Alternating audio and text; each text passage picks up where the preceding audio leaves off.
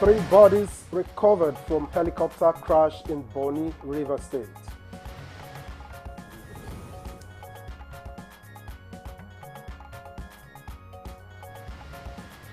Government officials in Nigeria get new spending restrictions.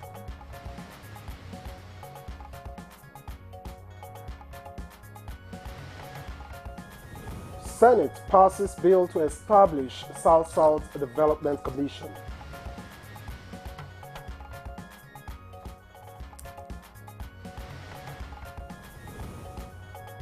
And good morning, Nigeria. Today we shall discuss the Drug Awareness and Rehabilitation Bill.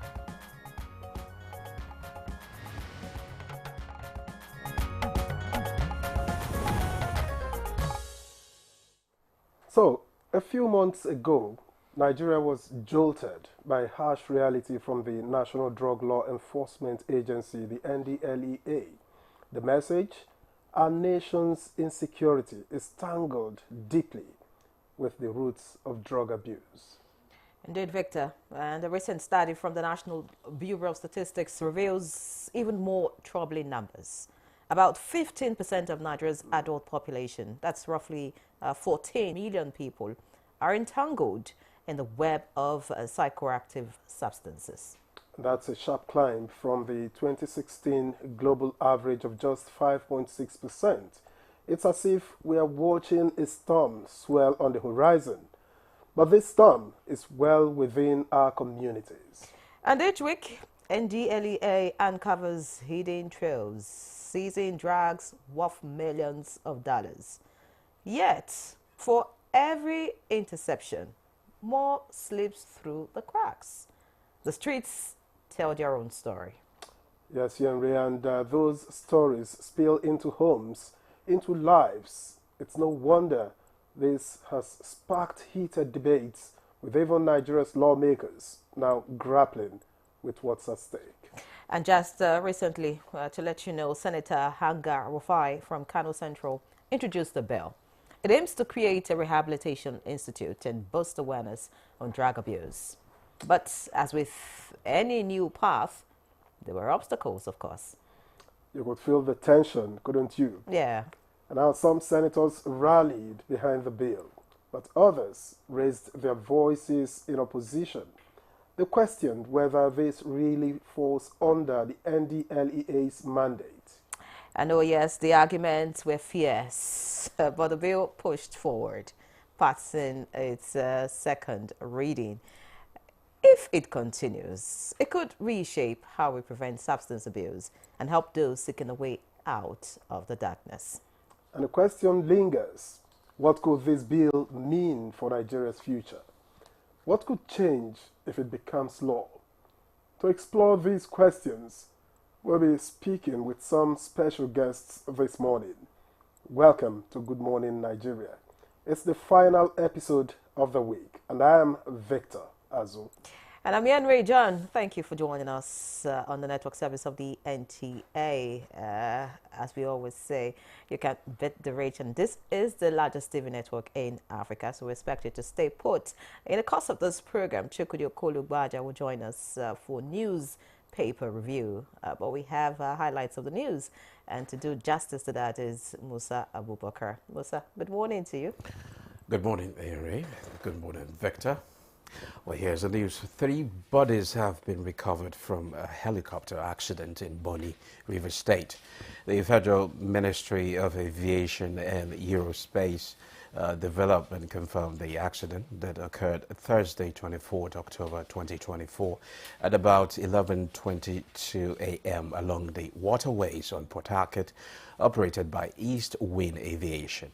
The aircraft, with 8 persons on board, ditched into the waters near Bonny Finima in the Atlantic Ocean while en route in Port Harcourt military base to the new Mantan oil rig. The Nigerian Safety Investigation Bureau and other relevant agencies have already activated search and rescue operations. President Bola Tinubu has restricted ministers of state and heads of agencies of the federal government to a maximum of 3 vehicles in their official convoys.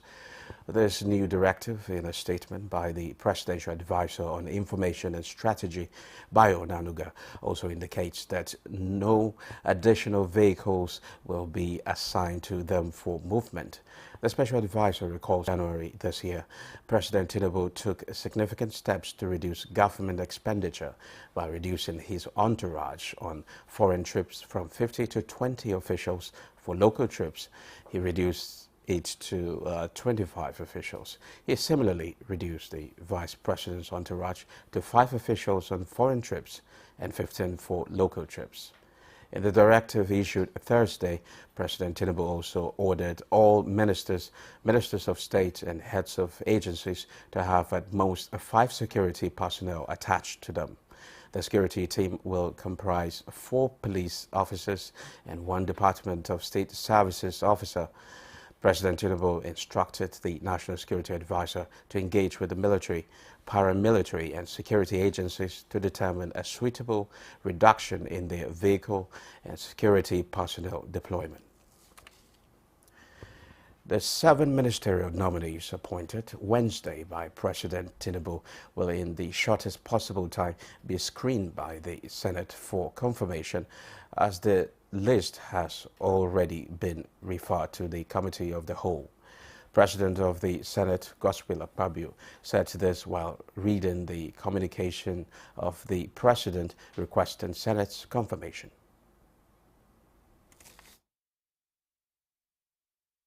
While I hope that this request will receive the usual expeditious consideration of the Senate, please accept the distinguished Senate President and distinguished senators the assurances of my highest regards. Yours sincerely, Bola Ahmed Tinubu. Nigeria is now in the process of transiting from reform to realization of the potentials in the livestock sector. And President Bola Tinubu says he is fully committed to the cause to grow the country's economy. He was speaking at the Stakeholders Consultative Workshop on Livestock Reforms in Nigeria held at the State House Conference Center. Vice President Kashim Shettima's trip to Samau to represent Nigeria at the 2024 Commonwealth Heads of Government Summit has been cancelled after a foreign object hit his plane during a stopover at JFK Airport in New York. In a statement by the Special Advisor to the President on Information and Strategy, Bayo Onanuga, said the foreign object damaged the cockpit windscreen of the plane, and President Tinubu, acting promptly, has approved a ministerial delegation to represent Nigeria at the summit in the Samau capital of Apia, while the plane's repair has commenced. The delegation is being led by the Minister of Environment, Balarabe Abbas Lawal, as the summit began on the Pacific Island on 21st October and will end on 26th October. The statement said Vice President Kashim Shettima and Foreign Affairs Minister Yusuf Tuga has left New York for Nigeria. The Central Bank of Nigeria, CBN, has refuted claims that old 200, 500 and 1,000 naira notes will cease to be legal tender on December 31st, 2024. A statement by Acting Director, Corporate Communications of the bank, Hakama Sidi Ali, says that the Supreme Court's November 29, 2023 order, which extended the validity of old notes indefinitely, remains in effect. Both old and redesigned notes will continue to circulate, and all CBN branches will accept and issue them through deposit money banks. The public is urged to disregard contrary reports, use all banknotes for transactions, handle them carefully, and explore electronic payment options to ease cash reliance. Well, those are the highlights of the news at this point. Good Morning Nigeria continues with Ari and Victor after the break.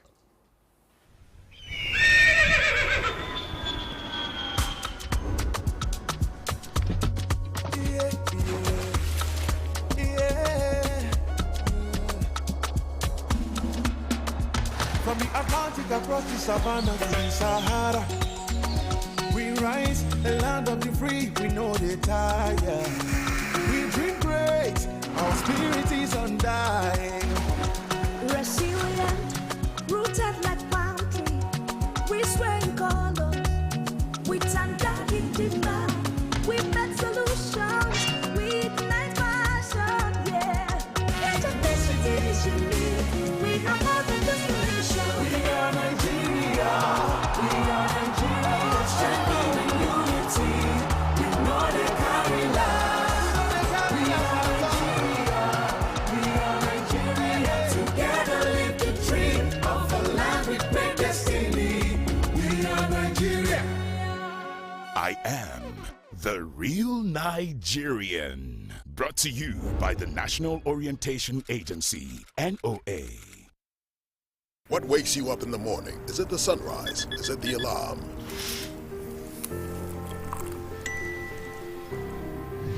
No. It's your dream that wakes you every day.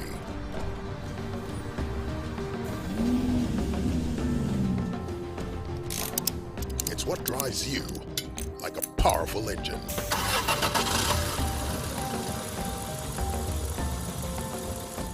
That's why you start strong every day with the rich, creamy taste of Nescafe 3-in-1, carefully crafted from selected coffee beans.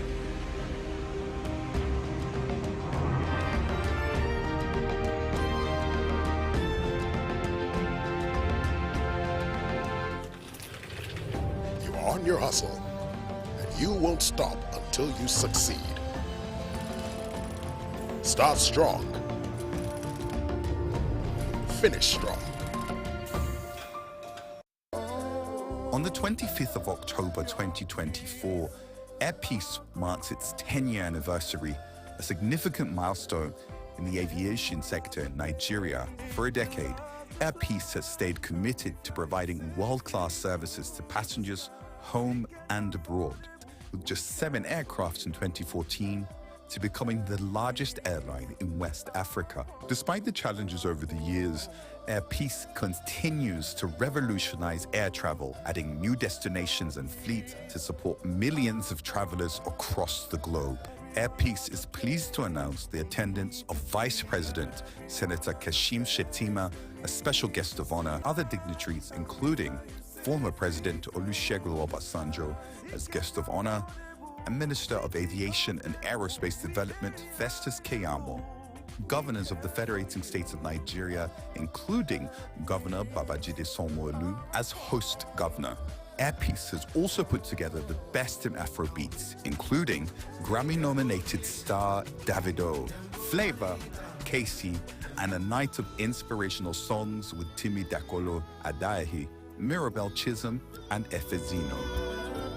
Air Peace proudly serves over 20 domestic destinations within Nigeria, 7 international routes, and 10 regional locations. We thank Nigerians for their support on October 25th at the Echo Hotel and Suites. See you there.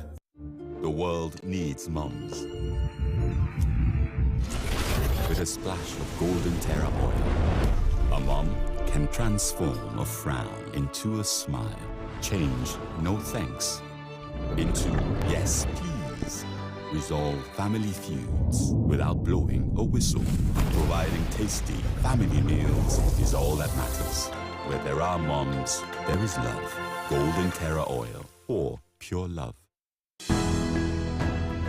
The counsel of our fathers. My advice to these young people is please do not take us back to those harrowing days. You probably do not know what it is. Nigerian youths, let's build our nation together.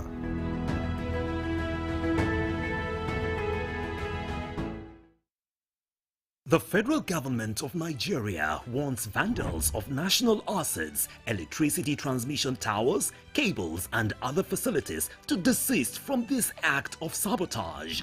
Vandalism is a serious crime punishable under the law. Vandalizing electrical equipment will affect millions of Nigerians, including your loved ones. Remember that national assets belong to all of us, hence the need to protect them. Report all cases of suspicious movement around electrical facilities to security agencies. When you see something, say something. This message is from the Federal Ministry of Information and National Orientation in collaboration with the National Counter-Terrorism Center, NCTC, Office of the National Security Advisor. This Saturday, Werder Bremen, Bayer Leverkusen.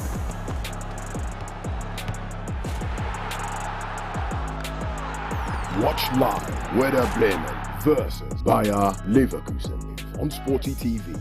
Sporty Bet sponsors coverage of the German Bundesliga.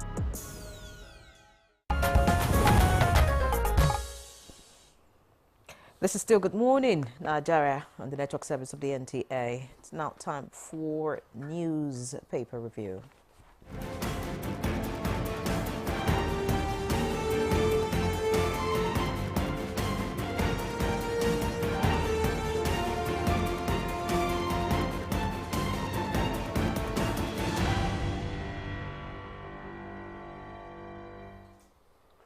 And Chukwudi Okoliobaja is now here with us and ready to do the do. Victor, you Good morning. reported me accurately.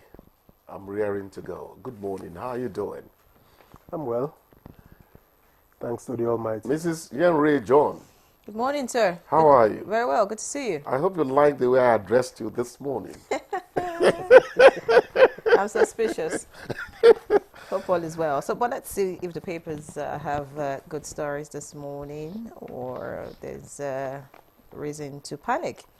We'll look at the Daily Trust leading us this morning in our park. And, of course, the lead stories on the front page of the Daily Trust here is cost of governance. That's the kicker. Tinubu limits ministers' convoys to 3 vehicles. The riders lead by example, CSOs tell president and governors. World Bank offers 4-point plan to reduce government spending.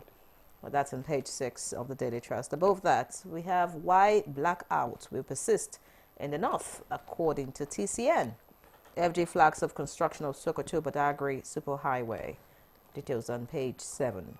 There are 3 killed as helicopter crashes in Rivers. That's on page 7. And looking below the picture story, we have a bit of an explanation as to why some ministers were sacked. Maman, Uju, why Tinubu sacked them and others.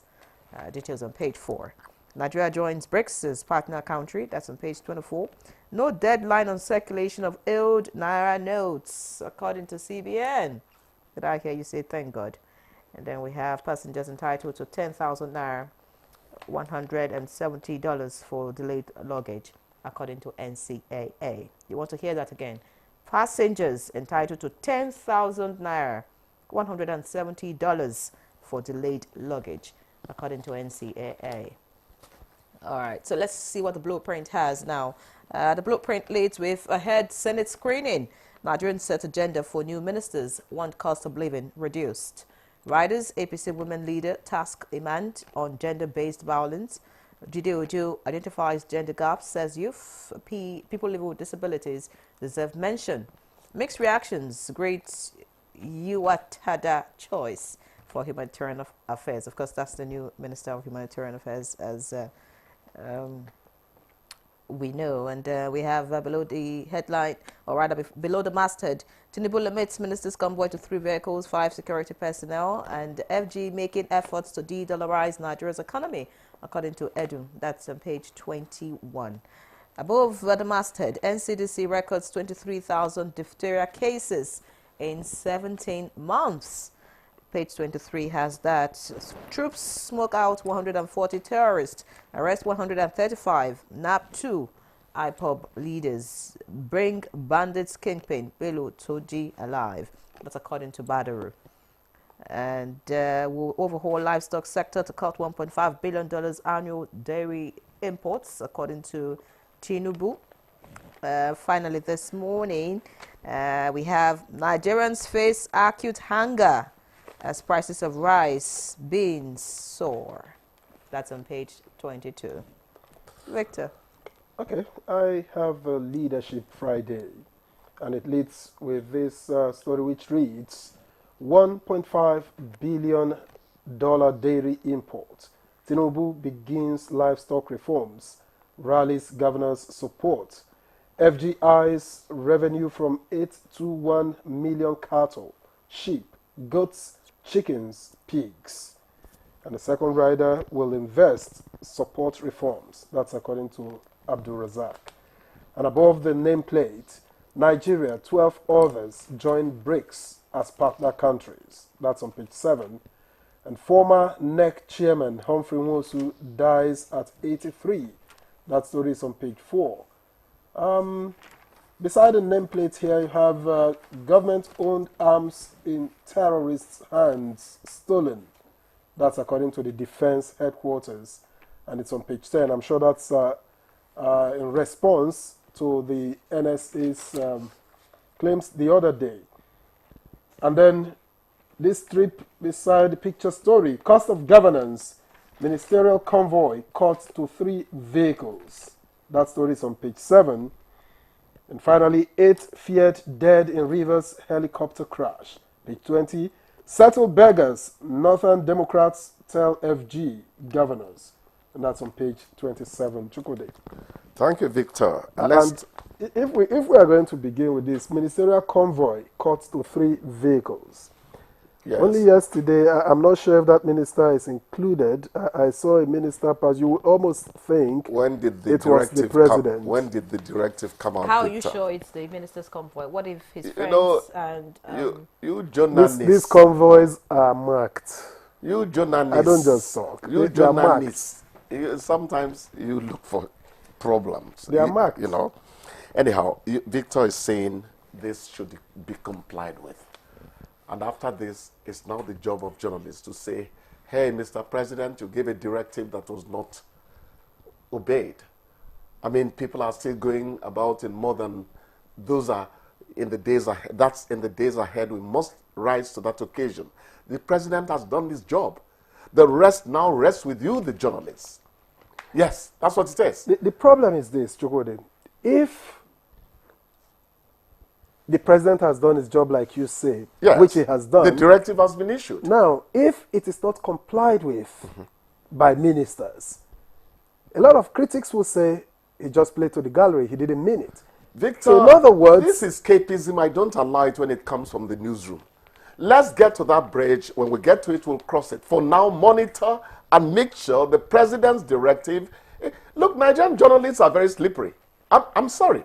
I didn't come here to castigate us. We are part of the problem in this country. People are chasing breaking news. The president says something, it doesn't get implemented. Editorial focus does not get on that thing till it is done. 150-day window to allow goods, what do you call them, consumer goods to come in without import duty. It's not done. And people think they're doing journalism. No, it doesn't work that way. You put a fire behind them there so that they sit up properly. I'm sorry. I didn't come here to start a riot. Journalism. I just want you to know that this Nigeria thing is our job to keep it on these toes of development. Journalism will react. Oh, okay. Journalism has always reacted against... No, but I don't see any reason why any minister will not comply to this directive. Thank you. Honestly. Why are we not pursuing it? Why let it go? You go to the next breaking news. Victor, we shouldn't come here and sit sanctimoniously and castigate the rest of Nigeria. Chukwudi has always been a problem in the newsroom anyway. Okay, after that, we must commiserate with our people over there in the, in Rivers. I think that's where the helicopter crash happened. Well, these are personnel of the NNPCL. Personnel of the NNPCL. Shane actually said that much. We want to say sorry about it. I know we'll all go, but we want to die after 10, according to the Christian Bible. I don't know what the Quran has in terms of life expectancy and all that. And we want to die peacefully, not in a helicopter crash. So what has happened is out of the ordinary, and our hearts go out to those who are affected. But the issues of it, because the journalism of it must always come in. What could have caused it? Was it that the is it East Winds Aviation? Was the name again? I hope the craft was serviceable. It was in good shape. Investigators must find out, because ever since the former Chief of Army Staff, DK, carried out forensic study of Nigerian aviation and made his recommendation, a lot of mishap got reduced. By the way, DK is from my town, okay? I know. You're telling me, Ray, not me. No, but jokes aside, after that forensic, investigation and recommendation, Nigerian aviation safety actually got up there. We must keep it there or make it even go higher. Perhaps we've slept on it again. Very important. Then there's another death. Humphrey Musu, that brilliant Babangida time, electoral umpire. They say he's gone. When you remember the annals when you recall the annals of Nigerian electoral process, Emeawa Whiskey, that's the man who said he would faint if he saw 500,000 naira. 500,000. That's a checkered history. Humphrey Musu, may your soul rest in perfect peace. Yes. Whiskey. Is there anything you're popping up from your side, or do I quickly go on? I just wanted to say thank God about the no deadline on circulation of old Naira notes. When that news broke yesterday, nobody knows. Like you were trying to say, journalists should fact check before, going to press and all of that. Yes. When this broke, I was panicking. I started wondering. Why would you panic? When people change notes abroad, there's no panic. It happens seamlessly. It looks like you've forgotten in a hurry. One of my BBC trainers, Russell Pisgold, he said, "Why do you start your stories by telling us the minister has said? Tell us how the story affects the people. Start it from the point of view of the affected." And he said, Nigerians are likely to troop out from April in the process of changing their notes. As the Minister of Finance, they must always tell you the sufferer of action. Of course. They tell you that's how news should go. BBC type. Sometimes not sufferer, but it's not unfounded. Who is impacted. Yes. But we should have these things as part of history. Struggling to change notes and all that. Not in this century. But we need to ask Ian Ray, how much did she keep and where? I've not kept. That she panicked. Where is the money? She said she panicked. She is a trouble finder. The federal government is hoping to make money from dairy products. They're about to move on livestock reforms and all that. When people said if they give them, sometimes we get petty. If they give them a ministry of livestock, blah, blah, blah, what are they doing to farming and all that? Do me as you do, my brother. That is not how to think. If we harness the potentials in the dairy industry, my dear brother and sister, it is huge revenue for this country. Let's organize it better. All right, thank you so much, That's it. because of time, I think we'd have to pause you at this point. We're not thanking him out. He could stay with us, to be honest. Chukwudi, thank you so much. Thank you. To go. Thank you. We'll see you next week. Have a great weekend. Okay. So we'll pause here. When we come back, we'll get into the conversation. Stay with us. It's Good Morning, Nigeria. My administration took over leadership of our country 16 months ago at a critical juncture. The economy faced many headwinds and our physical security highly impaired. We found ourselves at a distant crossroad where we must choose between two paths: reform for progress and prosperity, or carry on the business as usual and collapse. We decided to reform our political economy and defense architecture.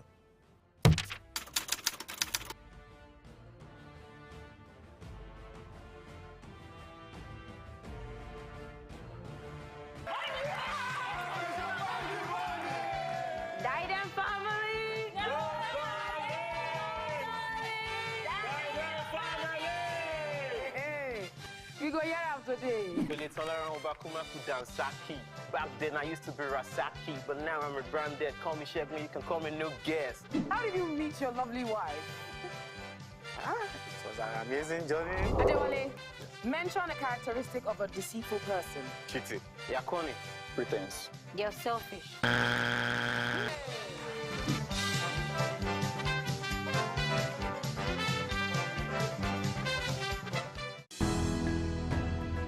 The counsel of our fathers. I will urge and advise our younger generation to use talent and brain to sort out problems, not arms. Nigerian youths, let's build our nation together.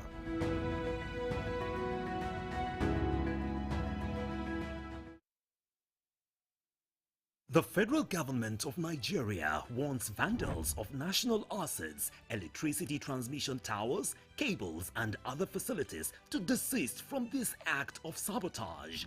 Vandalism is a serious crime punishable under the law. Vandalizing electrical equipments will affect millions of Nigerians, including your loved ones. Remember that national assets belong to all of us, hence the need to protect them. Report all cases of suspicious movement around electrical facilities to security agencies. When you see something, say something.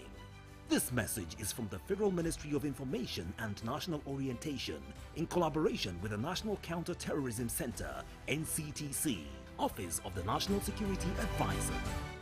Welcome to Manchester. This Saturday, Manchester City. Erling Haaland for the 100th time! Southampton. As Lallana gets it forward to Dibbling! What a moment for time! Manchester City versus Southampton. Live on Sporty TV. FortiBet sponsors coverage of the English Premier League.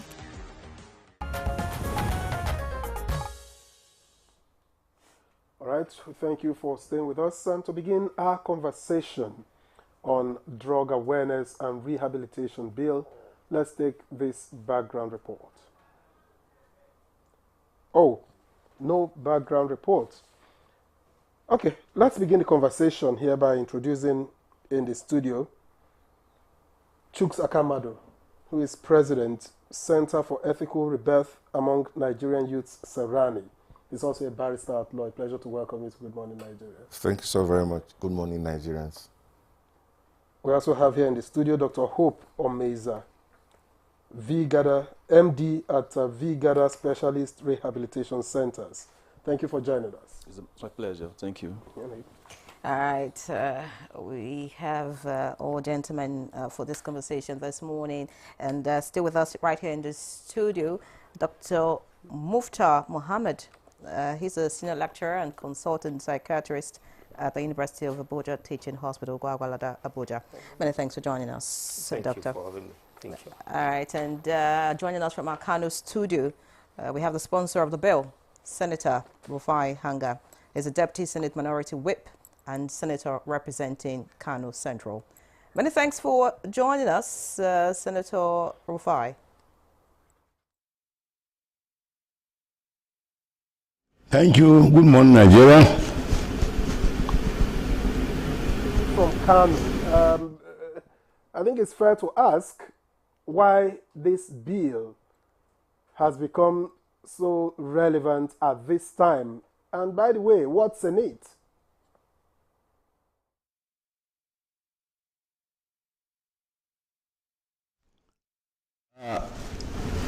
So the bill, the drug awareness and rehabilitation bill.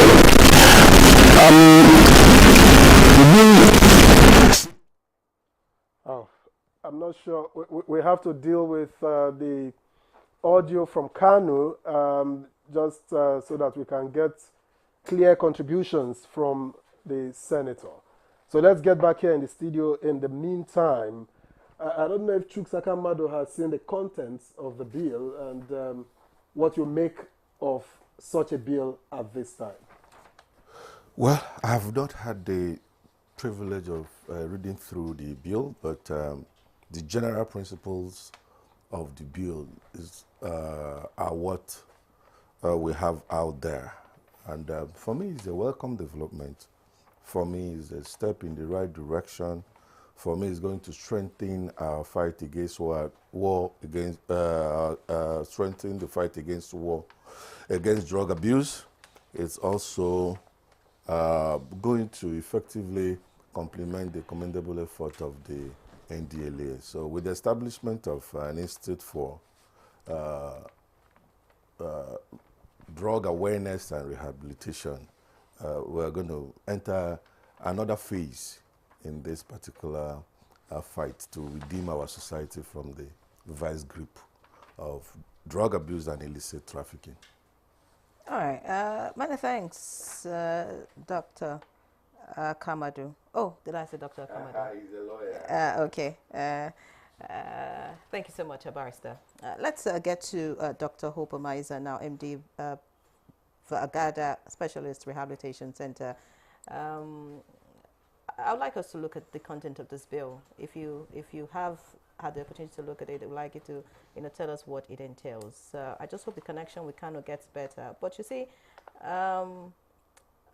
listening, to the content of this bill when it was being presented at the Red Chamber earlier this month, there were strong oppositions as to why this bill should not scale through. I'll simply just quote some of the senators on the floor of the Senate chamber.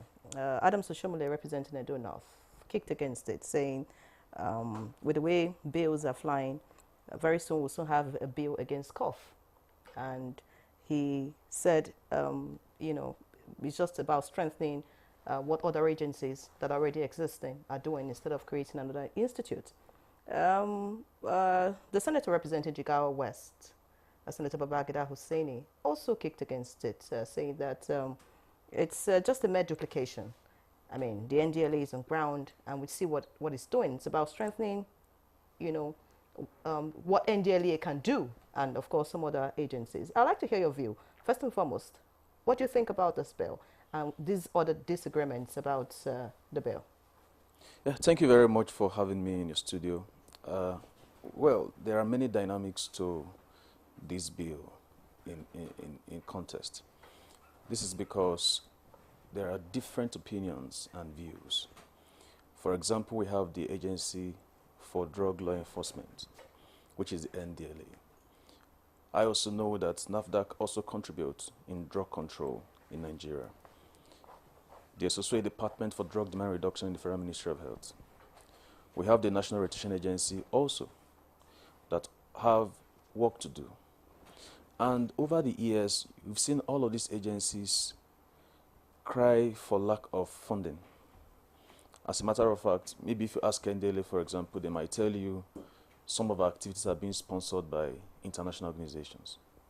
And I've been in your studio severally, and we have mentioned that the NDLA as it is are short-staffed, despite the recruitment year in, year out. However, argument will also be that, do we strengthen the existing agencies? Do we look into their areas of budgeting and fund them to do their work? Or do we completely separate this job and attach it to an institute as the bill is proposing? Now, if that happens, some are arguing too that this will be better because the NDLA, being a law enforcement agent, or agency rather, seem to be militarized in their formation. This is not to say that there is not a Department for Drug Demand Reduction in NDLA that carries out activities revolving around awareness, sensitization, even trainings for NGOs. I partner with NDLA and we work together in many fronts. However, the psychology of the people we are dealing with, especially when you talk about the issue of stigma on those who suffer drug addiction, and you are now having to engage these civilians with people who are perceived to be militarized. And arrest people who traffic drugs. NDLA over time has evolved to not just arrest everybody, but they have been able to separate between those who traffic and those who use. And so it's been implemented that when you have those who are users, you treat them, send them in for counseling. So I've mentioned here that I've got calls on the roads to Kano by NDLA staff referring people they caught with some with their parents to my facility for consultation, for assessment, and for counseling. They were not arrested. They were only asked to write statements and then, of course, make contact with us so that when they get back to Abuja, they can have some reviews done. Now, that is a step in the right direction for the agency.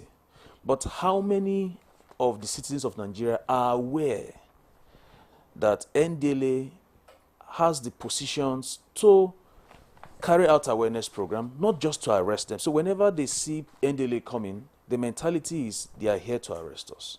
So that may be the strong opinion of those who are proponents of this bill. That you see, you know what? The psychology of human beings are important in dealing with this case too. Let's not engage agencies that are being perceived by the citizens as militaries.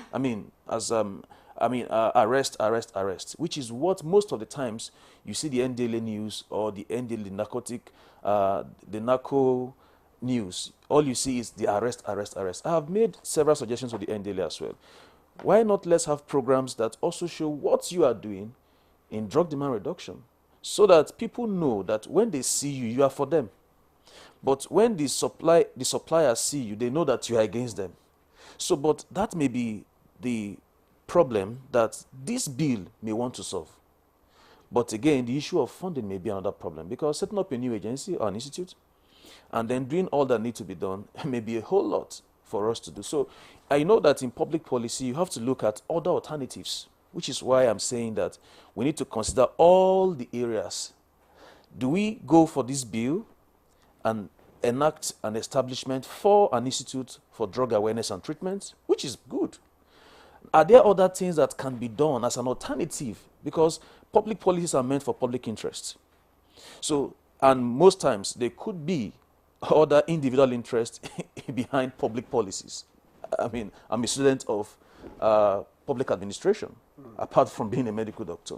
So I understand that, I understand the different, emotions behind the bills and why, like you said, it was a big controversy in the Senate, in the red chambers, why this bill was being read. So I think we need to put this in perspective.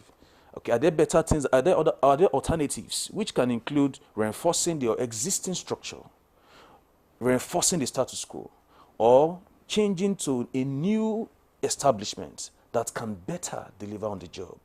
So, well, I think that's a question the senator will probably provide answer to now. That I understand that Kano is ready, and we can get across to Senator Rufai Anga.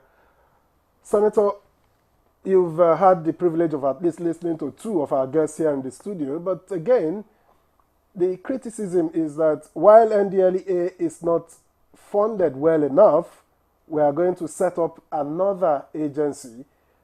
Is there anything that the new agency will do differently from what the NDLEA is doing, or are we going to carve out part of the responsibilities of the NDLEA for this, just to have a targeted approach to dealing with drug abuse?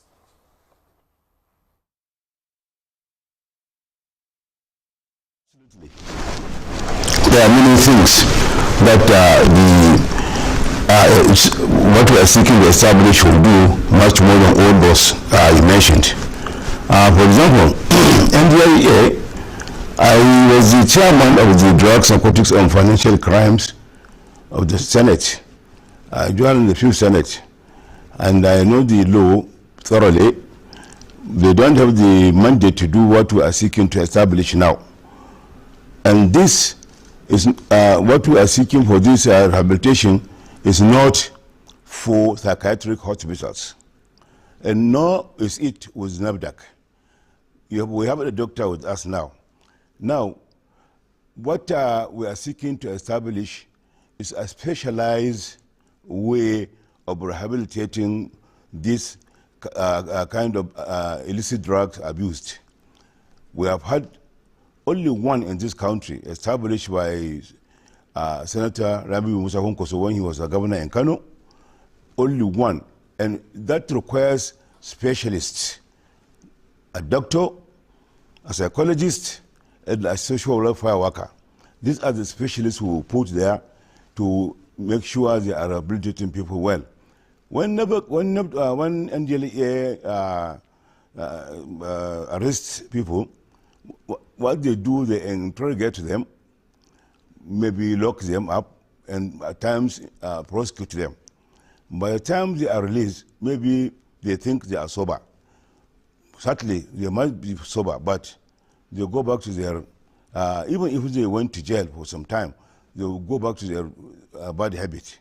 But with this kind of rehabilitation we want, it's a rehabilitation that when somebody comes out, he will be ashamed to even associate himself with this kind of bad habit. I think, like the doctor actually said now, I've heard him, he said at times NDLA consult him to see some people and assist them. Now, there is need for a doctor, there's need for a psychologist, there's need for a social welfare worker to do this kind of specialist job. The only place I saw this kind of thing, and I'm sure the doctor will witness me, give me a witness, is UK, with this kind of rehabilitation centers. What they do is when somebody is abused, you know, they move off the streets with this kind of addicts. They take them to a special rehabilitation center. They put them there, rehabilitate them, orientate them, and then throw them to society. And in 99% out of the 100 cases we've seen, we took, they never go back to the habit. But in Nigeria now, the only authority we have dealing with that is NDLEA. And there are certainly a lot of lapses. And if like one of us now suggested that we can expand the function of one organization to take care of that, what is the difference? When you expand the function of, let's say, NDLEA, you need to establish a whole department. And the whole department will have to provide for all those professionals talked about, and plus other ancillary staff that are also like a professional to the field. What is the difference? And like the doctor rightly said, you see, if you establish this, psychologically, it will give a difference to all what is happening. And I'm sure that will help a lot, because all we know that psychology plays a lot of part on many other, everything in our lives. So establishing that is different altogether from all those. And in fact, when I brought the matter to the Senate, a lot of people argued that we have NDLEA. Some say we have psychiatric hospitals. But then I explained, and a lot of them understood, reasoned with me, and that's why the bill scales a second reading. You know, what I've said is just a brief of the bill. If you go through the bill, you will see so many things that will actually convince somebody that, yes, we need this in Nigeria. Because we are in 2024 now. We're in digital age now. You see, we're always improving. Technology and things are always evolving everywhere. So I think there's need for change. Change is to give an approach to a better way for taking care of our drug addicts and all these abused people. Now, my lamentation is, like I said, Kano is a religious society. Kano is the most populous state in this country. We have the most road littered with all these kind of drugs in Nigeria, I think. We have a lot of out-of-school people. Some are graduates. Out of frustration, they go into drugs and so on and so forth. So there is need to make this effort to establish these awareness centers and rehabilitation centers. We will move them off the street. What we have to do is that no matter how much we spend, it's our responsibility to take care of our people. It is our responsibility to take care of our citizens. We can't just let them die on the street simply because we don't want to spend money. We have so many organizations that have a very similar function, and they always interact in functions that are useless. Let us trim them. We have a lot of them. We just said that there should be a trimming of all these organizations that are useless. You know, they always spend money on them. But this is very useful. We need our people. You need our health. We need a healthy society. We need a very sane society. That is my conception. Senator Rufai, for your opening comments, we do sincerely appreciate you, and thank God that the audio is better. But to make sense of some of your comments, you talked about if a department is created in NDLA, it's not different from an institute. Well, at this point where we're cutting the cost of governance, of course, there's a whole difference between a department and an agency entirely, to deal with this particular issue. And with the NDLEA, talking about previous engagements, like Dr. Omaiza tried to mention, the NDLEA, tries to sensitize people. It has an awareness department. I know there's a jingle running on NT, for example, that, creates that awareness about drugs. And then in terms of rehabilitation, like Dr. Omaiza is trying to say, the treatment for those who use drugs and those who trade in drugs by the NDLEA is completely different, from, what, staff and officials of that agency have mentioned. But, I'll pause you and get back to you, on some of the comments that you have made, so that you can make some clarification. But let's get to Dr. Mufta Muhammad, who is a consultant psychiatrist. I want to find out, before, just look away from this bill, what do we have at the moment in terms of rehabilitation of drug users? What is existing? What is your experience as someone in this field in the country? Is there something lacking that needs an agency? Well, thank you very much. We do know that mental health conditions generally, including substance use disorders, are common. The World Health Organization estimates that 1 in every 4 people is at risk of having a mental health condition in their lifetime. But one striking thing is that over 80% of those who need mental health care are not having access to evidence-based care, medications and psychosocial interventions. So, but it's important to understand that mental health and drug use are two different things. You could have a mental health condition not because you use drugs. Now we're talking about drug use and rehabilitation here. Yeah, they are closely linked. Maybe we'll discuss that further. But I do want to reiterate that substance use disorders are a critical part of the mental health conditions when we are talking about mental health generally. So substance use disorders are also part of it. Substance use problems can lead to mental health conditions, and mental health conditions can also, in a way, lead people to begin to use substances. Maybe we'll discuss that further. But the treatment of people with mental health conditions, actually, with substance use conditions specifically, involves trying to detoxify them, get them to get rid of all of the substances they've taken, for example.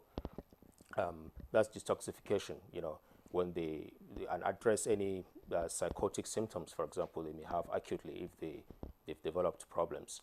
But there's long-term care, where they would have to be rehabilitated, engaged in some form of psychological therapy to get them motivated to abstain eventually from using these substances. And we have the psychiatric hospitals in the hospital. The federal neuropsychiatric hospitals also provide that kind of support within the hospital environment.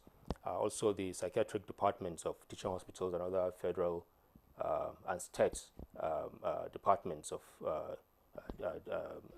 those hospitals. So, but the treatment of these conditions is actually much wider than that. We should also think about promotion of awareness, but also prevention of substance use. We do know that a wide range of factors can lead people to begin to use substances. These are social determinants of mental health and substance abuse, including insecurity, stress-related problems within workplace, and other problems, that people experience that can lead them to begin to use substances as a way to cope with these difficulties. So yes, there are centers within federal neuropsychiatric hospitals and other state departments of mental health in other states, general hospitals. But there is a need for more elaborate support, that cuts across prevention and promotion but it's also multi-sectoral. You have to address this from other sectors to ensure we reduce poverty, we empower people, and then that can really help in... listening to you, Dr. Mohammed, just some weeks ago we had a topic here where we talked about mental health. Although we agree that, yes, the use of substance, of course, would lead to mental health. But, there are, like you also mentioned, there are so many other factors that would contribute or, make someone, have a mental health condition. Substance use, yes, but not like a main factor for Nigeria at this point in time, looking at economic realities and so many other pressures the Nigerians are facing. But I'd like to get to you, Dr. Omeiza. You wanted to respond to what the senator said. So let us know, what are the gaps really that you think that this agency will fill, or you think that other agencies cannot fill at the moment? Okay, so I listened carefully to the senator, and I see, this bill coming from a point of passion and a point of individual interest. What I mean by that is because he mentioned Kano, which is about the hotbed of drug use in Nigeria. Even though the last research in 2017 put it for Lagos being the highest, the state with the highest number of drug users. But so you can see that the experience of the senator in Kano is the reason why. Of course, I'm not saying that it's not affecting that part of Nigeria. It's perhaps the major reason, why this bill is such a dear thing to him. Now, which affects every family in Nigeria. That's the truth. Now, he mentioned that forming a new department is synonymous to having a new institute, which you have tried to, palliate. But you see, the thing is this. The NDLA have department already, which is called the drug demand reduction. And they also have the drug supply reduction. They have directorate for this already. The drug supply department is where they engage with drug peddlers. The drug demand reduction has a director where they engage with people for treatment and prevention. Prevention at different levels. So you see NDLA going out for awareness, sensitization. For example, in Gudu, the FCT command have a rehabilitation center. And I know that, was it in 2019 or 2020 now, the government was going to cite 6 rehab centers, 1 in each geopolitical zone, under the auspice of the NDLA.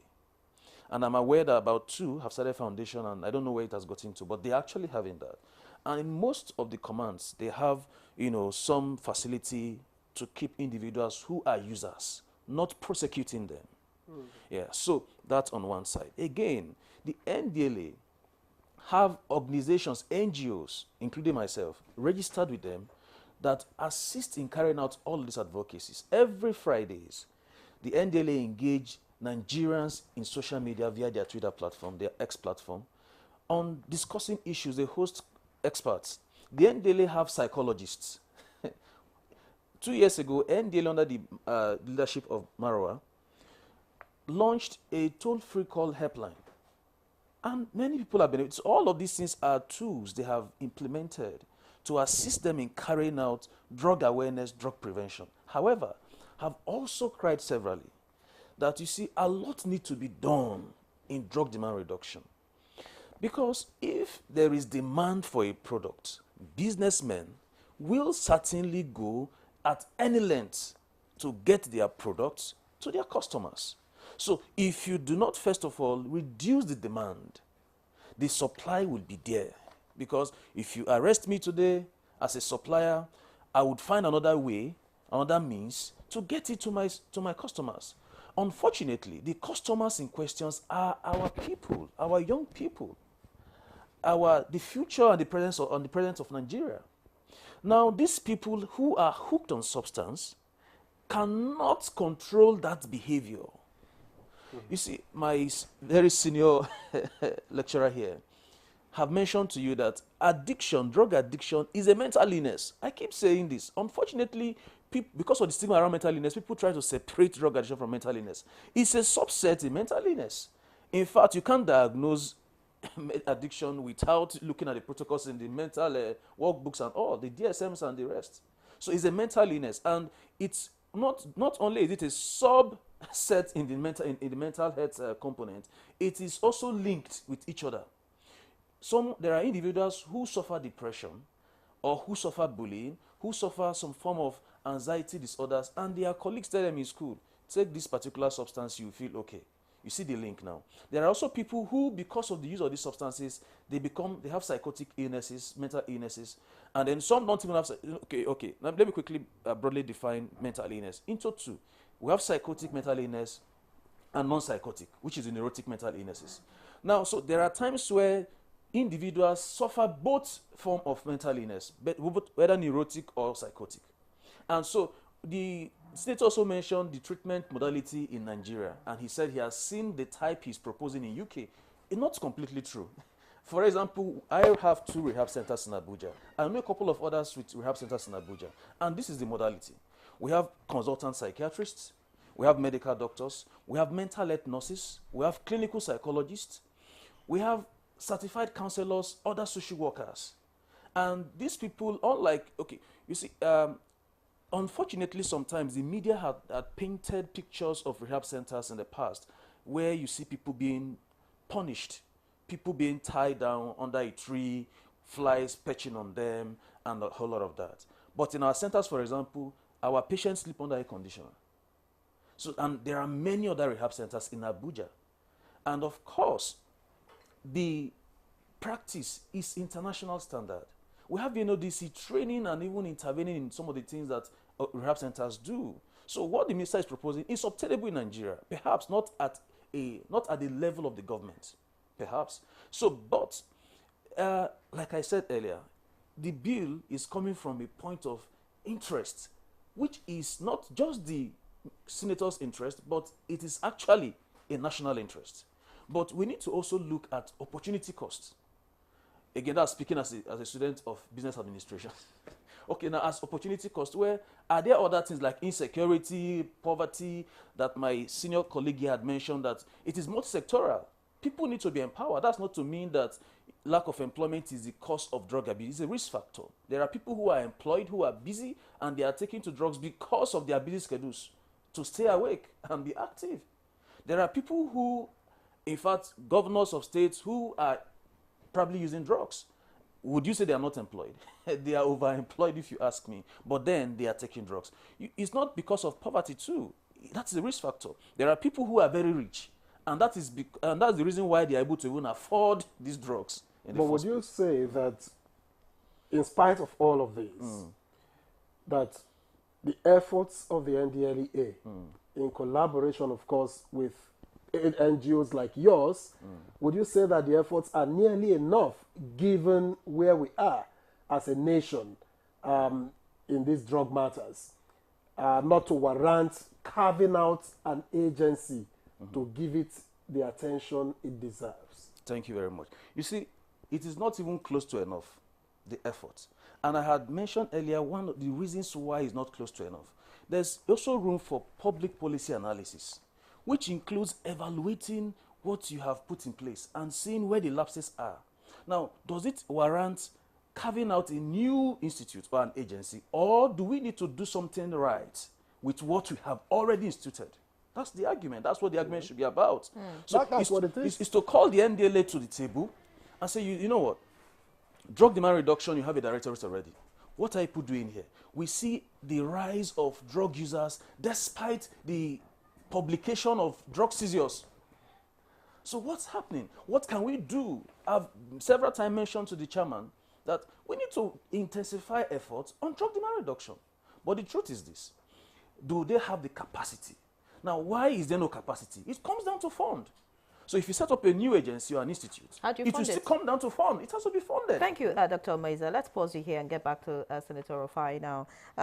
Listening to Dr. Maiza speak, it shows that dealing with drug users is like dealing with the symptoms of a disease. There are factors, that propels, that propel people, to go into drug use. And Dr. Maiza said it's an individual, based on what you see in Kano, being one of the states with high number of drug users.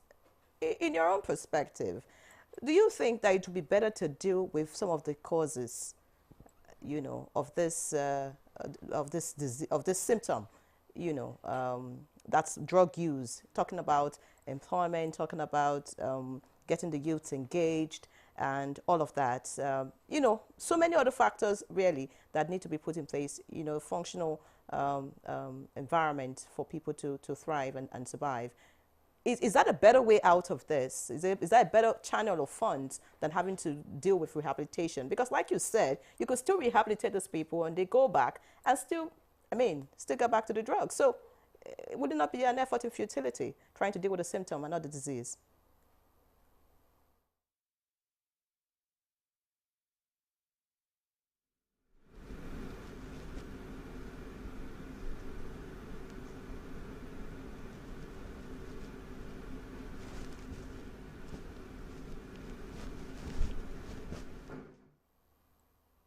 Senator Rufai, did you get my question, sir? I do. Yes, I do. In answering your question, maybe I may have to ask some questions too, and of course make a request. One, you see, why we thought it is better to have a separate establishment altogether from psychiatric hospital, NDLA is one. Like the doctor mentioned, as I understand, the doctor is a consultant to NDLA. They consult him on certain things. Is it better to have a consultant rather than have a permanent person, administering the place? If the doctor is not only a consultant to NDLA, giving them advice from time to time, assisting from time to time, it's no better if he has a place to be permanently there, oversee it, and make sure things happen. That is one. Number two, what I said, if you go through the bill, you see there's a lot of psychological factors there. There is a question of stigma. I said it. The psychological part is when somebody is taken to psychiatric hospital and goes rehabilitation there, when he comes out of there, people see him still as a madman.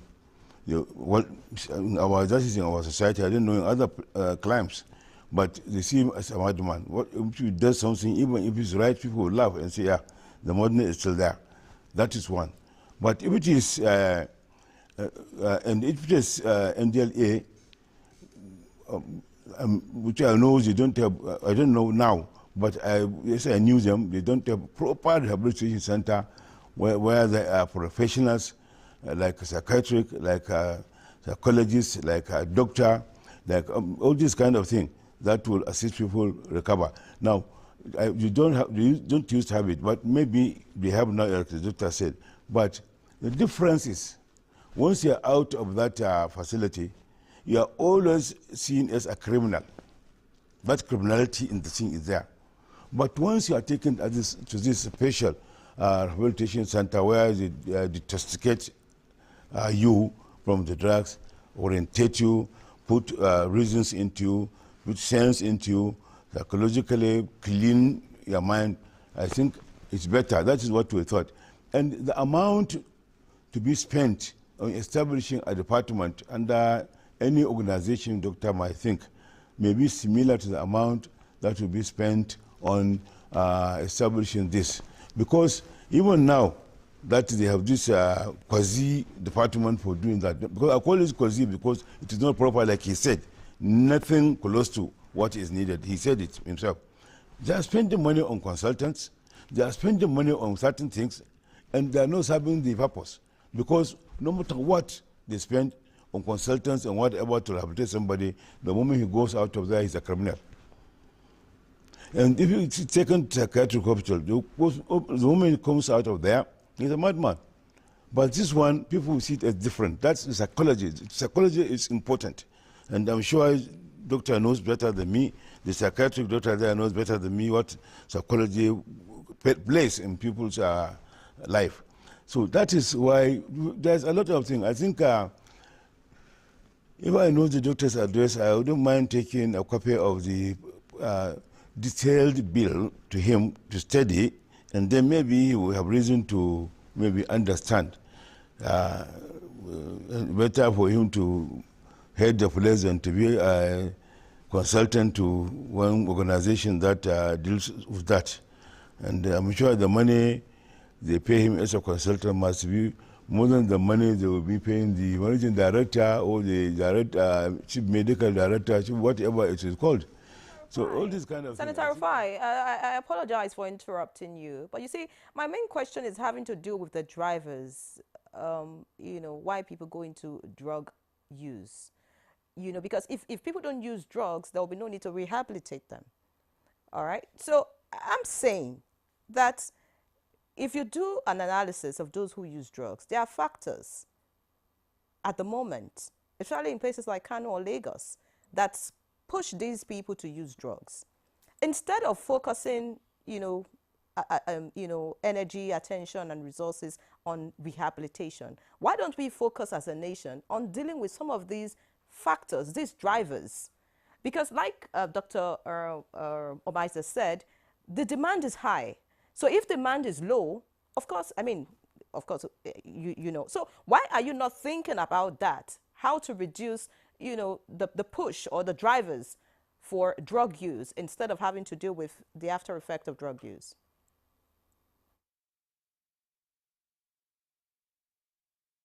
You're right, but I think we have NAVDAC to take care of part of what you are talking. We have the NDLA to take care of that. In case where this fail, in case where these two fail, that is why we have some remnants of those who go into drug and other illicit substance taking out of frustration, out of ignorance, out of idleness, out of many factors. So that organization and that authority will take care of that. But certainly what you are talking about, we have NAVDAC to take care of part of it, we have NDLA to take care of part of it, and we have even psychiatric hospital to take part of that.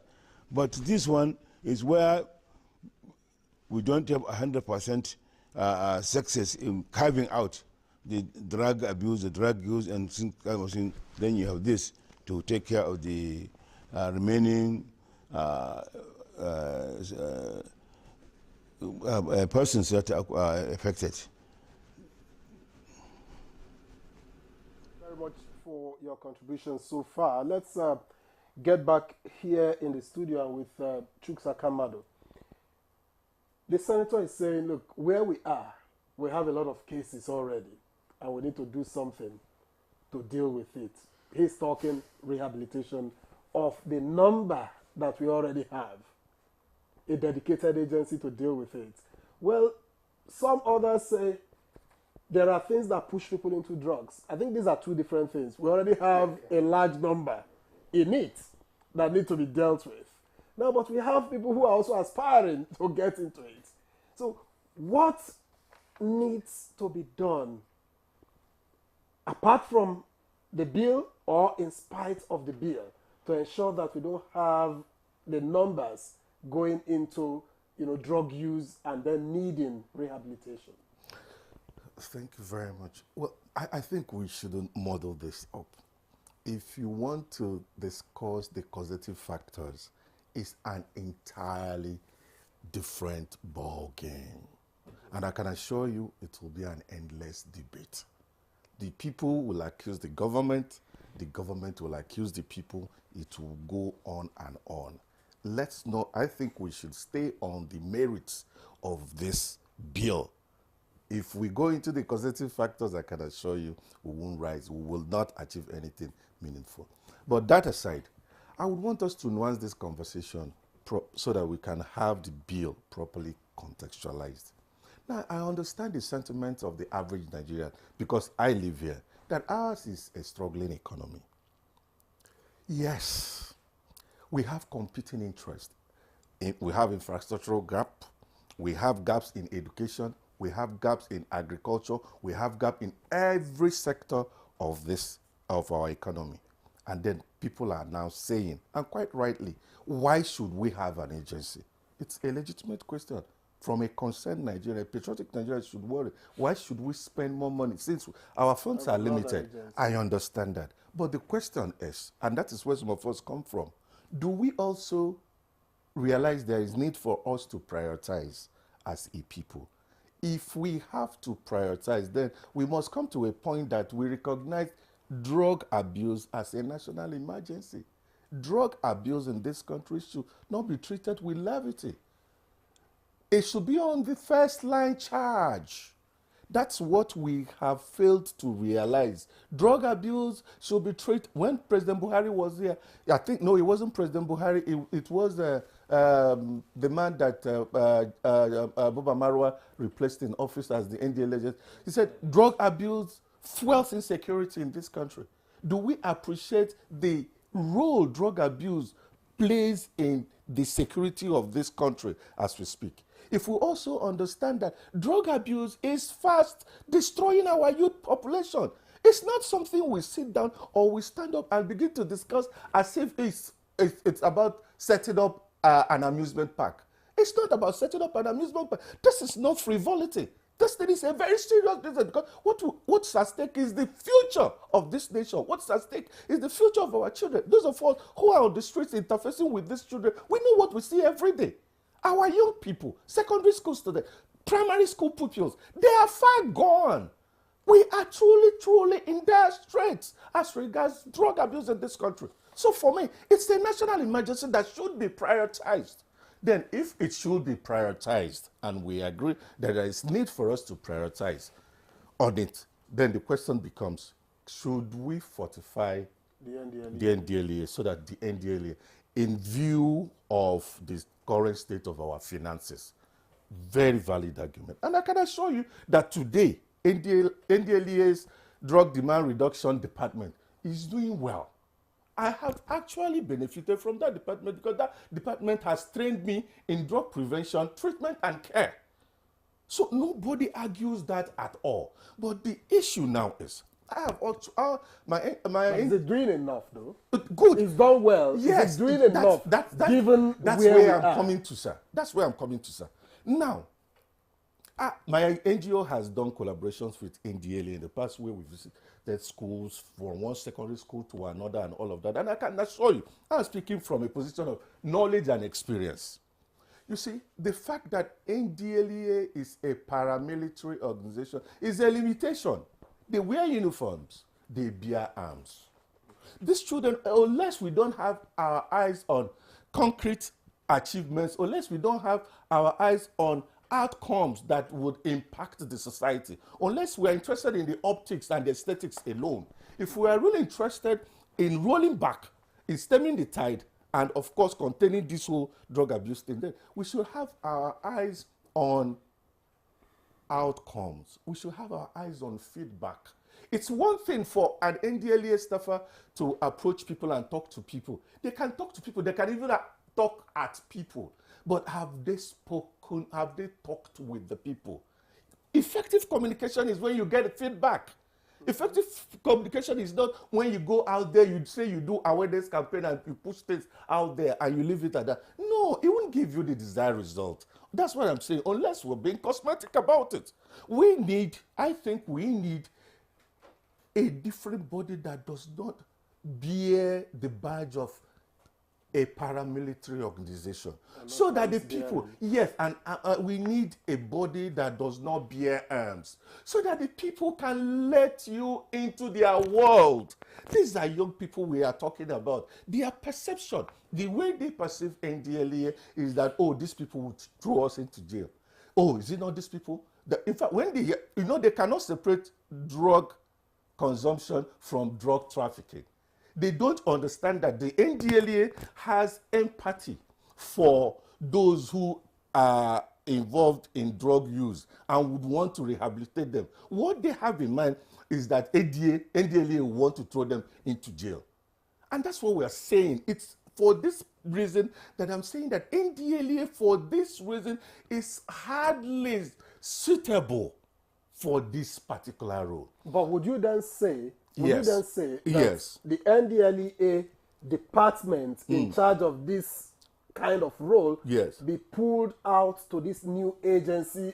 Because if you don't do that, it amounts to duplication. No, of course, if they are setting up an institute for drug awareness and rehabilitation, they have to wind up that department, and they have to go to NAFDAC too and see another similar department that NAFDAC as foundation. I'm glad that you have mentioned NAFDAC. So that they can merge them, so that they can come out stronger and do this job very well. Why I'm saying this, please? We need an agency, we need an institute, we need an organization, a government institution that can directly interface with the communities, directly with the wide range of stakeholders we have in the drug abuse war and illicit trafficking. No, when you talk about illicit trafficking, then you leave that for NDLEA. See, this thing, I don't know why we are looking at it like this. This thing would help NDLEA. If you watch NDLEA very well, they're overwhelmed every day. Can't you see the statistics?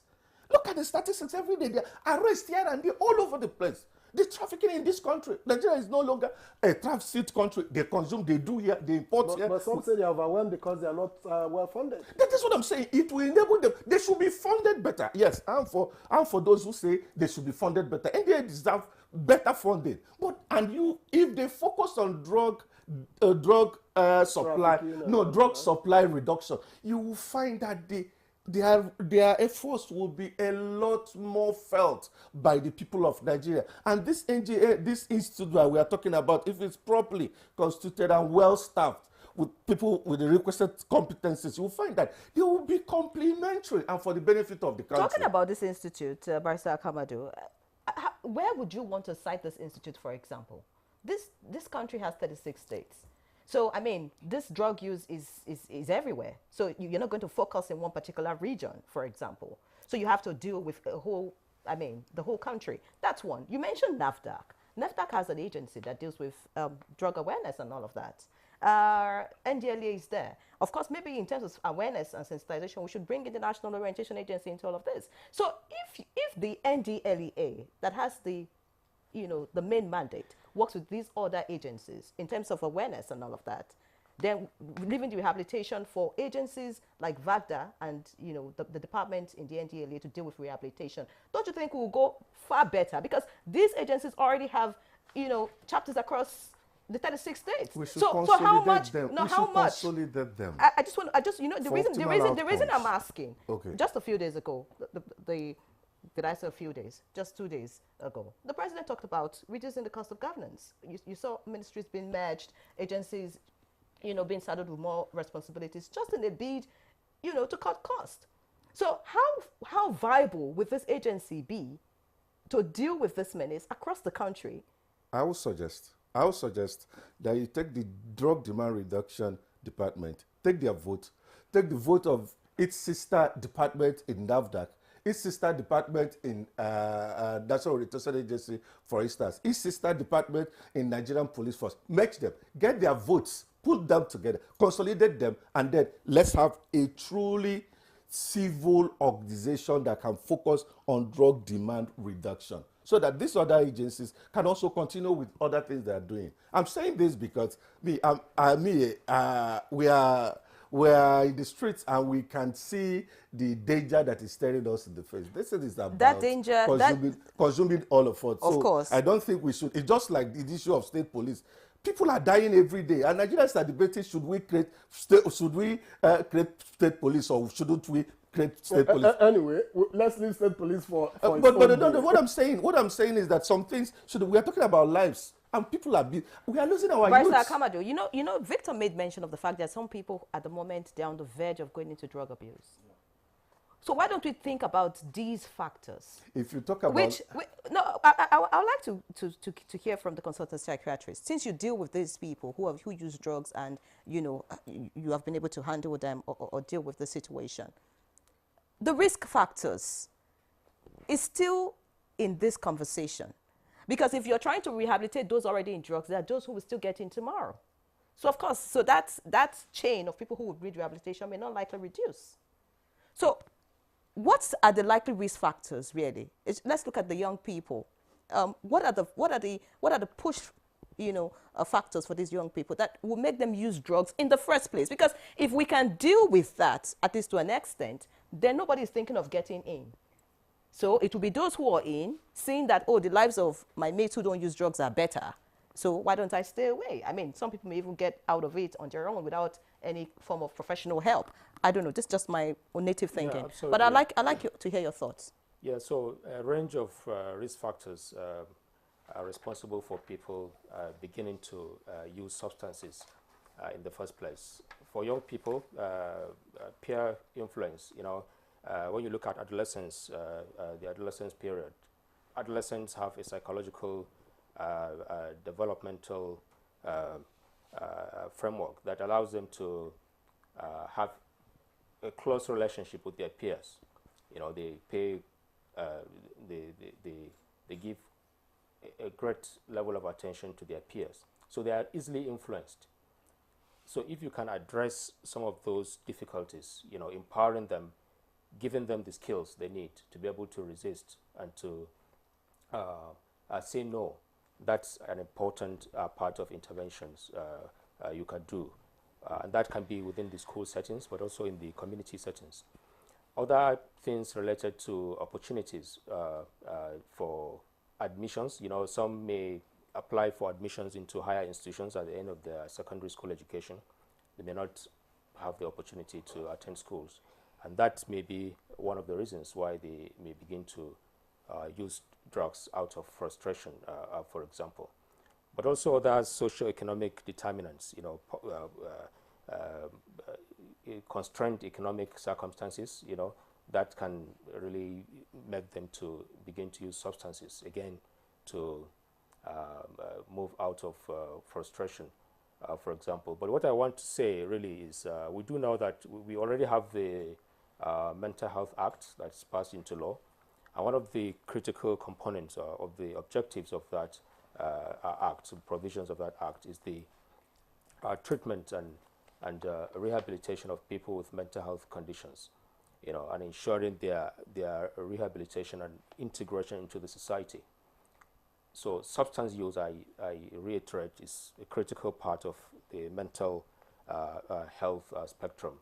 So I believe ensuring, for example, we have a proposed department or a commission for mental health as part of this Mental Health Act.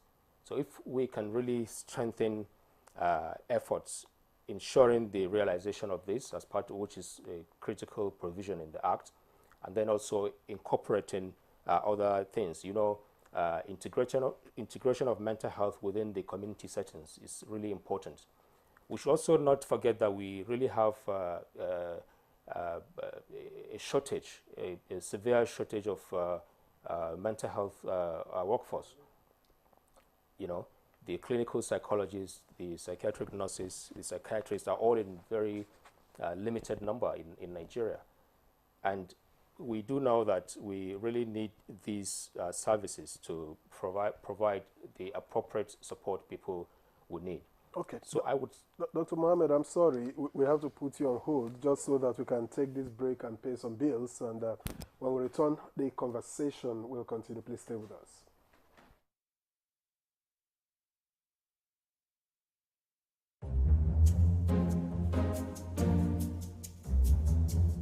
Hey, Hamed, did you hear that a meteorite will be landing near our school tomorrow? Really? That sounds exciting.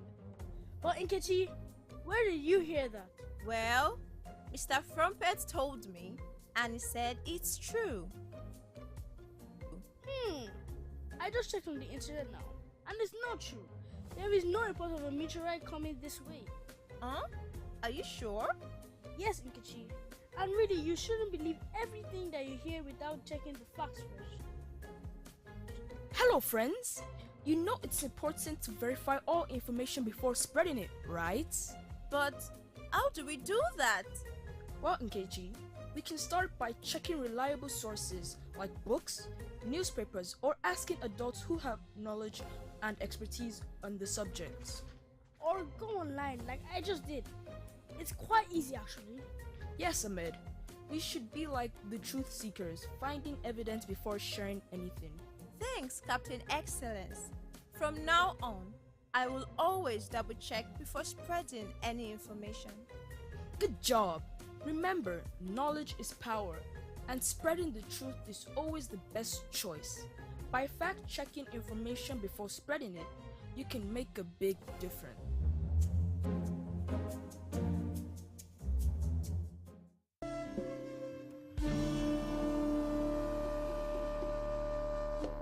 I think Amaka should just move out of the house.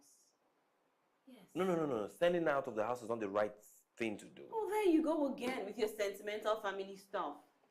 Baby, if our aim is to stop this affair, it is best achieved under our roof.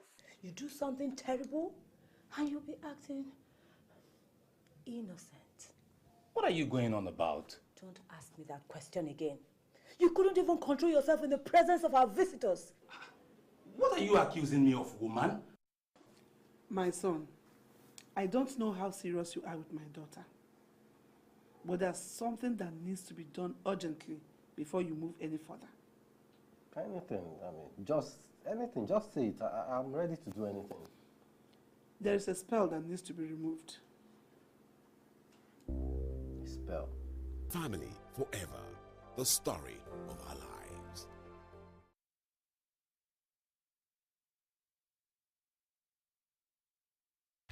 This Sunday, live on Sporty TV.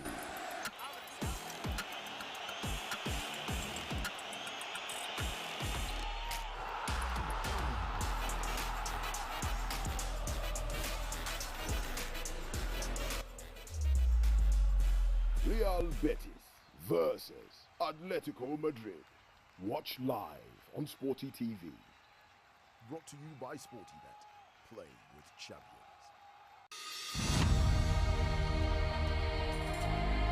You have to move from the point where you protect and defend your religion to a point where you also recognize the rights of the other person, of the other religion, and protect it.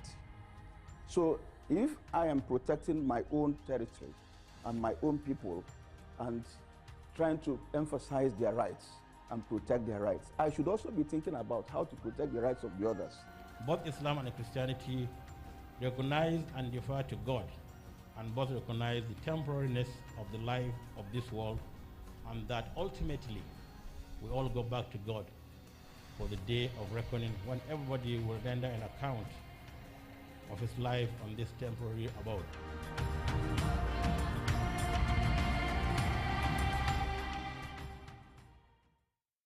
This Sunday, Fiorentina. Adli's done well here. Yassin Adli! He was Roma. Dog big. Has Pellegrini. Dog big. Still and all the way. Fiorentina versus Roma. Live on Sporty TV. SportyBet sponsors coverage of the Italian Serie A. All right, thanks for staying with us. This is still Good Morning Nigeria, and we've been discussing the rehabilitation bill, which borders on drug use and abuse. But let me get to Kanu yet again, where Senator Hanga is. Now, a lot of people, those who criticize this bill, some of those who oppose it, say that we seem to want to run away from the causative factors and just deal with those that have been affected by drug use. Is the Senate considering dealing with the issues, economic issues particularly, that tend to lead people to drug use? And besides that, what is the intendment of this bill regarding, collaboration with existing agencies that have a bit here and there of what it is seeking to do?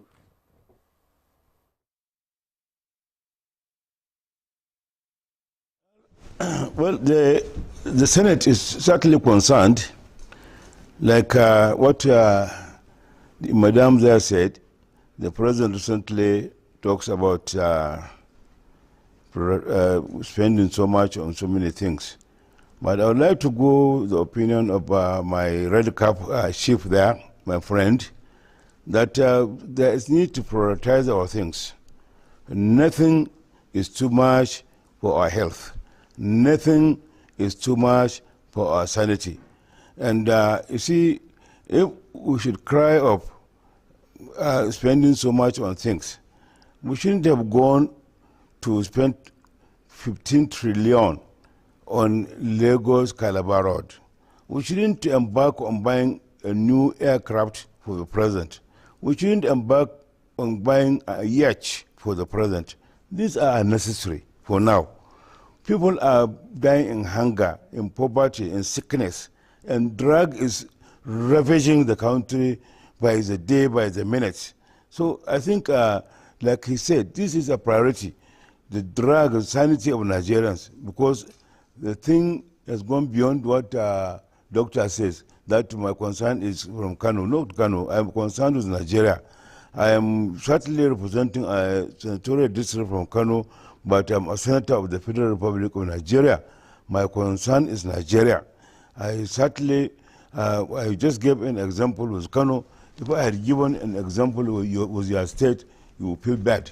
That is why I'm giving example with my state, because it's a fact. Go back anywhere, go around in a country, you will see the thing is terrible. If NAFDAC can do something about it, if NDLA can do something about it, they would have done it. But with this kind of organization, like my Red Cap chief rightly said, is definitely won't be where we are now. That is my take on this. That is my contribution. That is what I wanted to add. Right. Talking about keeping the sanity of Nigerians, then, you would ask, if the factors pushing them to insanity keep increasing by the day, then how do you expect them to be sane? But I'd like to get to Dr. Omaiza. You made your observation known about this bill earlier, but, away from the bill, looking at the situation we have at hand, the drug abuse issue, away from the agencies and all of that, what exactly do you think we need to do as a people? Because, some would say things were never better.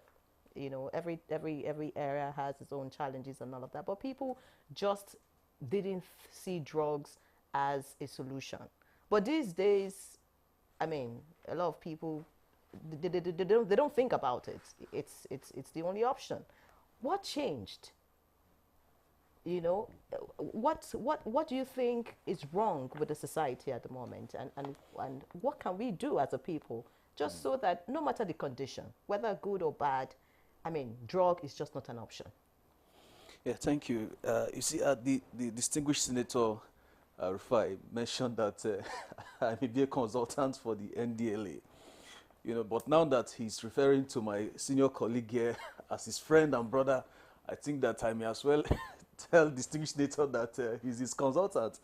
But be that as it may, you see, I posited earlier that the bill is a good one, because the psychology of people that we engage is important. But the opinions I have thrown up about the bill here and there is to capture the various views that may be considered, that should be considered.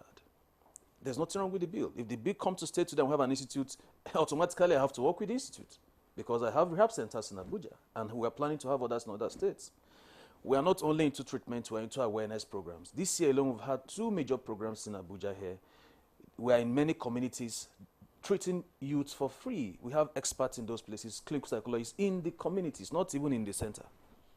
So these things we are doing can be scaled by institutes like he's proposing.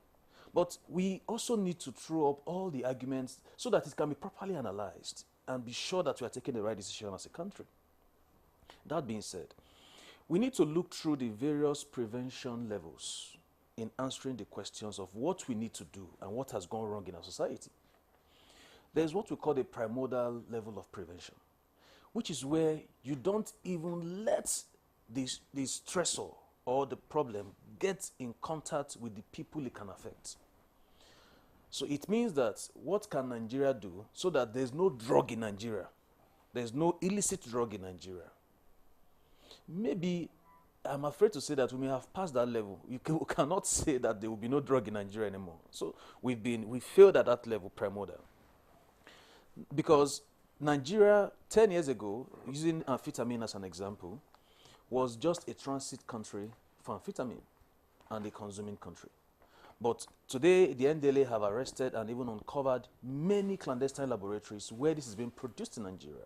So not only is Nigeria a using country, but also a manufacturing country of some of these hard substances.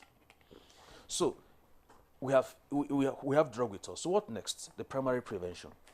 So what programs, evidence-based programs that can be done to prevent people from using the drug even though they have contact with the drug? It's like saying that what do you do primarily to prevent malaria even though there's mosquito?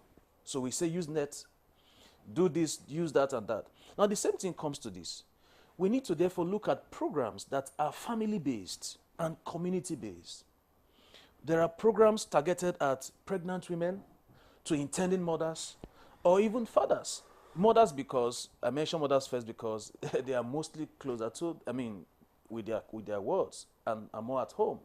So it is important that we begin to channel advocacy programs, trainings for mothers. In 2019, my organization had a partnership with Center for Women Development, and we trained about 50 women on that.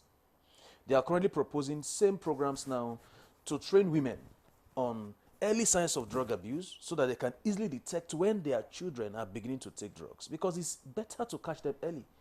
I am privileged to have been caught early by my parents at the age of 11 years when I started taking drugs. So I'm not just speaking from the point of, it's from a pinpoint experience for me. So if I wasn't caught earlier, I probably wouldn't be here today discussing these matters. So parents must be able to detect early signs, which of course, we don't have the time to mention all of those things. Then again, appropriate response. Parents should be taught on appropriate response to children when such issues emerge. A child can actually walk up to the mom and say, "Mom, I have a problem with this. A friend did this to me, introduced me to this." And the next thing is that the mom can start beating the child or report him to the malam or pastor that do not know anything about drug or drug addiction. And so the next thing is, this is a taboo, and then stigmatize the child and even cane the child or do whatever. Not knowing that that may not be the only thing that the child needs. I said that because there is a role for spirituality in the treatment of drug addiction and even mental illnesses. Now, there are also programs that can be done for parents to understand coping strategies of children. Senator has mentioned that, the kind of rehab we want to have, when we have that kind of rehab, people will come in and go out and not even do it again. You can't say that. In the best of climb, relapse is part of recovery. And we have also said that people relapsing after treatment is not treatment failure. In fact, the 6 stages of change, starting from pre-contemplatory stage up to maintenance stage, the 5th stage, the last stage is relapse. So it's possible. So, and that is why if you really understand what addiction is, perhaps, I don't know who are in the team of the senator, to put some thoughts into what addiction is and help us understand that, see, addiction is not something you say that is one thing you do and it will be solved. So you have to give an open mind to whatever you're proposing to solve this menace. It affects all of us. It affects all of us. So that being said, so there are programs for families. Now there are programs for children. Barrister Kamado have mentioned how he has been to many schools doing programs and all. All of those things are primary prevention for those who are intending to use.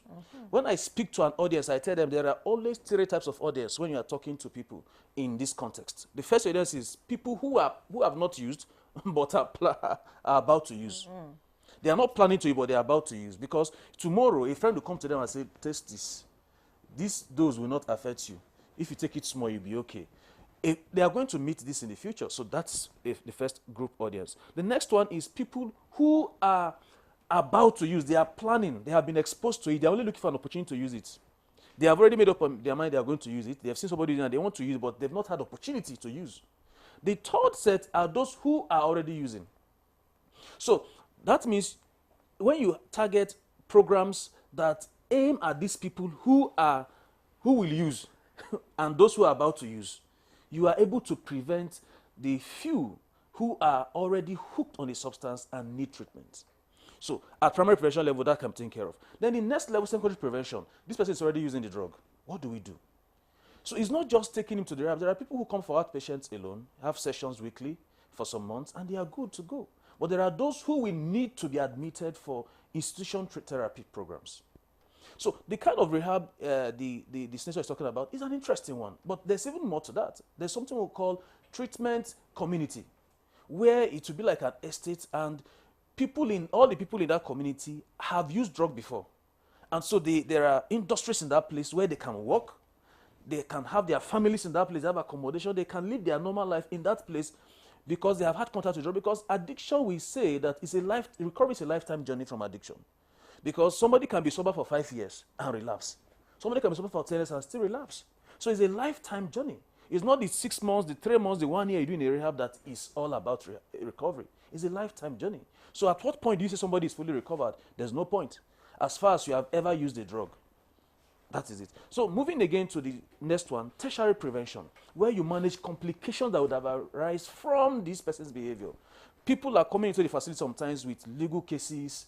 Some have been rusticated from school, expelled from schools, complications. Some already have kidney failures. I have lost patients due to kidney failures after undergoing several dialysis, and they couldn't survive it because of drugs.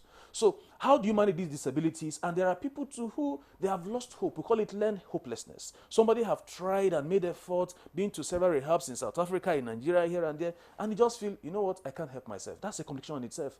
So this is where you need services of the multi-specialty, to assist the person. So you are not even just talking about psychologists. You need spiritualists, pastors, imams. In fact, there is a program in treatment that is called the 12 Steps, which is a spiritual-based program, where you believe that this addiction is more than you. You need a superpower to assist you, where you recourse, of course, to your religion and your beliefs. Thank you very much, Dr. Meza, for your contributions. Let me get back to Dr. Mohammed. Now, let's assume the bill has killed second reading, and if it kills the third, and the law comes into effect, how might we make the most of the new agency, considering that there are causative factors? There are those who are far gone into drug use, needing rehabilitation, and then there are others in the chain. How do we make the most of such an agency? Yeah, so as I said earlier, the treatment of addiction is actually multidisciplinary.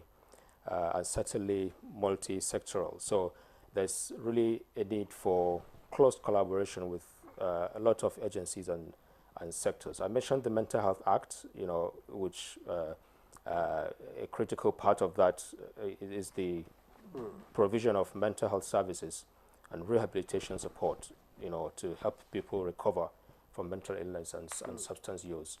So ensuring that the interventions we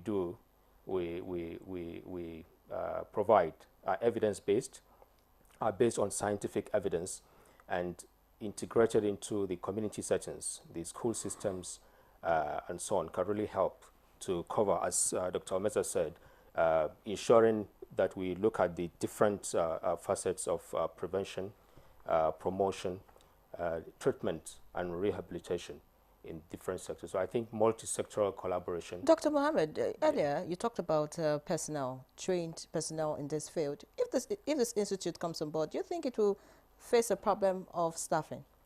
Yeah, absolutely. That's why I mentioned about the Mental Health Act. We do know that we have a severe shortage of mental health professionals in Nigeria. For psychiatrists, for example, we have 1 psychiatrist per 1 million population.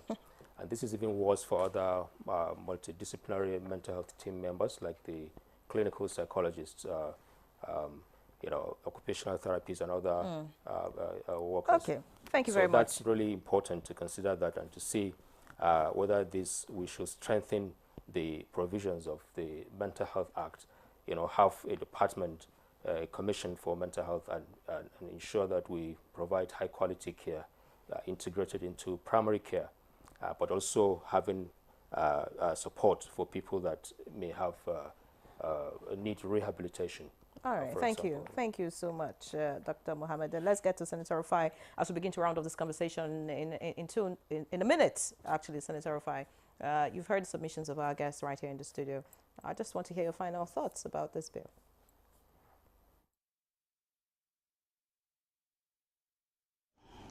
I'm very happy to attend this program because at least I'm opportune to meet the doctor who has some rehabilitation centers around that I didn't know. I'll be glad to visit one or two of them, and then maybe we can be partners in trying to help our people through his organizations. I'll be glad to meet you, doctor, since you have these facilities around here and there. It is very important, but I want to emphasize that there is nothing, no amount of money spent on us as citizens is too much. No amount of money spent on us, on our sanity, our cycle, and our everything is too much. If we can spend on other trivial things, like I mentioned, I don't want to mention again, it's too much.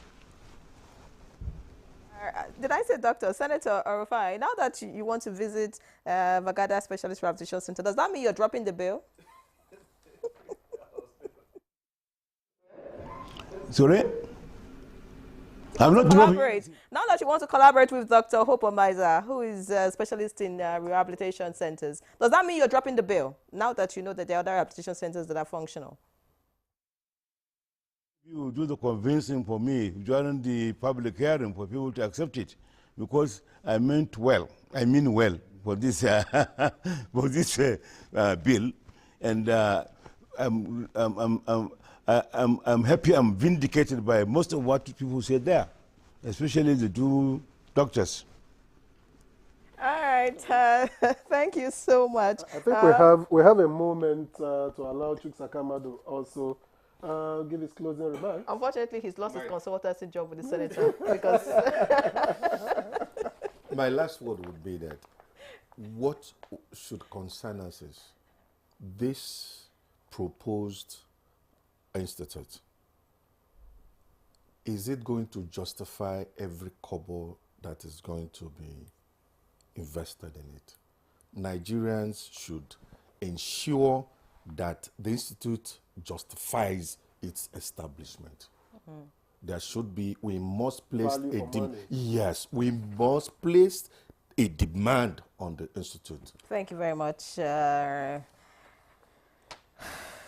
Chuks Akamadu, President Center for Ethical Rebirth among Nigerian youths, Sirene, barrister at law. Many thanks. Thank you so once very again much for joining us. We appreciate you for your insight. Dr. Hope Omaiza, MD, Vagada Specialist Rehabilitation Center. Thank you so much for being our guest again today. It was a pleasure to have you. Dr. Muftar Mohammed, consultant psychiatrist and senior lecturer at the University of Abuja Teaching Hospital, and also the founder, CEO, Safe Brain Organization, a non-profit charity dedicated to support of those with mental health and well-being of children and young people. Thank you so much for being our guest. Thank you. And of course, Senator Rufai Hanga, thank you so much. Deputy Senate Minority Whip and Senator representing Kano Central. It was a pleasure to have you on the program. Thank you so much for being our guest. All right. All right, so that's it on Good Morning Nigeria today. Pay attention to your sanity, just so that you're not pushed to insanity. I'm Henry John. Have a great weekend. And I'm Victor, as we will see you again on Monday.